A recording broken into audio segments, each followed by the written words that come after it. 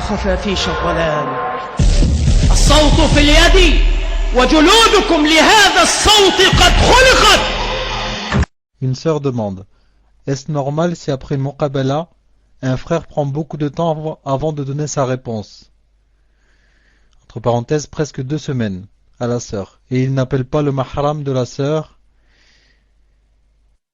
Et il est assez distant, alors que pendant la muqabala, il avait l'air à l'aise et intéressé. Est-ce un bon comportement venant de la part de ce frère? Barakallahu fikum.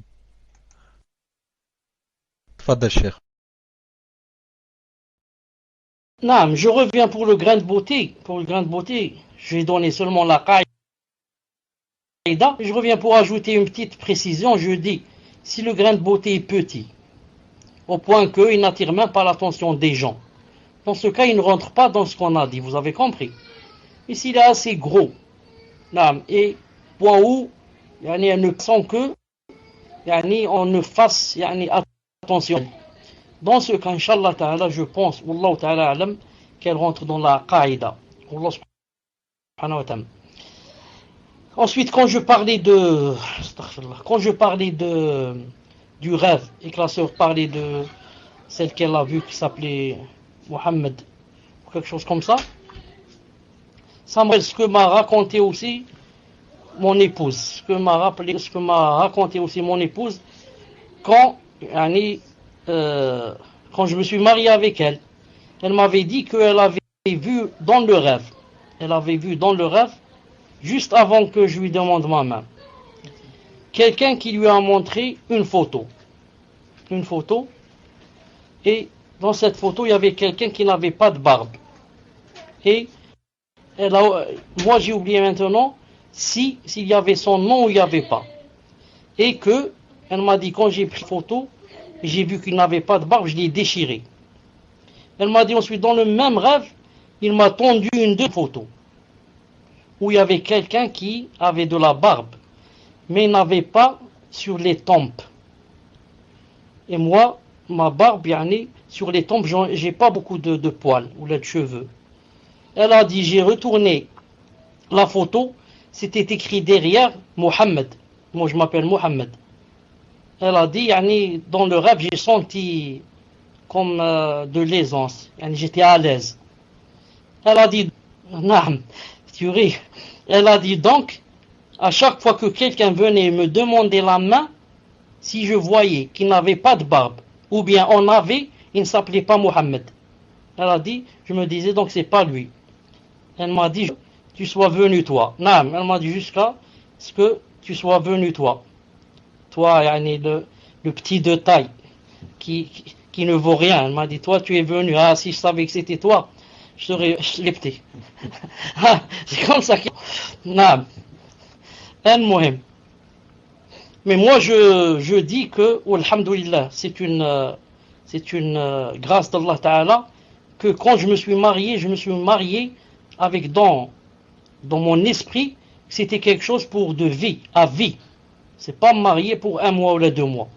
Je suis marié à vie pour avoir des enfants musulmans, pour vivre une vie de musulman, appliquer la sunna, etc. Ou bien c'est pas la peine que je me marie. C'est pour ça que quand j'ai décidé de me marier, j'ai dit à ma mère, il faut que tu ailles dans une mosquée me chercher une sœur. Et encore moins le djilbab. Il n'y avait pas quelque chose qui s'appelait djilbab. Mais hijab, il y avait peut-être dans tout Alger, peut-être il y avait 10 ou 15 dans tout Alger.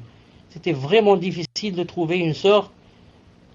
Et pour une sœur, c'était aussi difficile de trouver un frère avec la barbe, etc., etc. C'est pour ça que quand on marchait dans la rue, quand je marchais dans la rue, à mon époque, c'était l'époque où ça a coïncidé avec le Khomeini.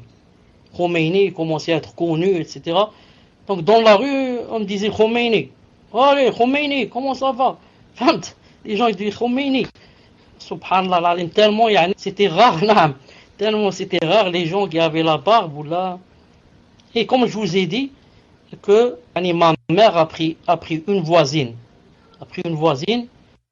et sont allés dans une mosquée chercher.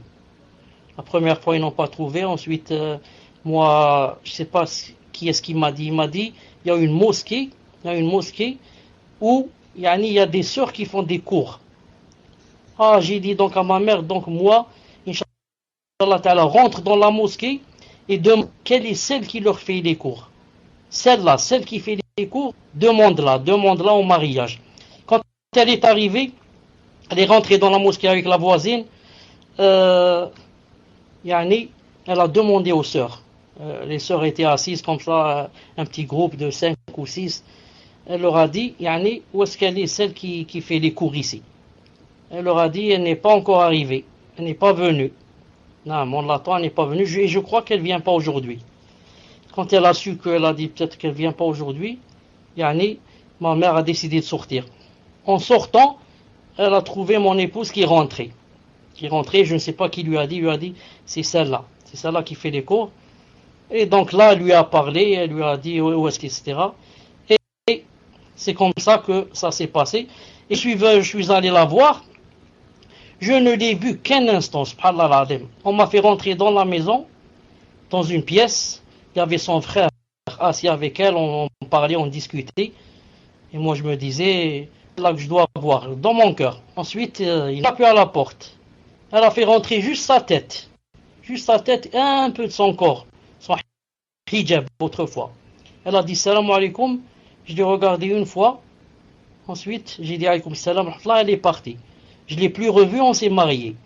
Donc, ceux qui donnent beaucoup de l'importance à la muqabala et ceci, cela, quand Allah Ta'ala écrit une chose, elle viendra que tu le veuilles ou pas. Et quand il n'y pas, même si tu insistes, ça ne viendra pas. Je dis à la sœur qui a posé la question maintenant, je lui dis, puisque toi, tu as un mahram, donc 18 heures de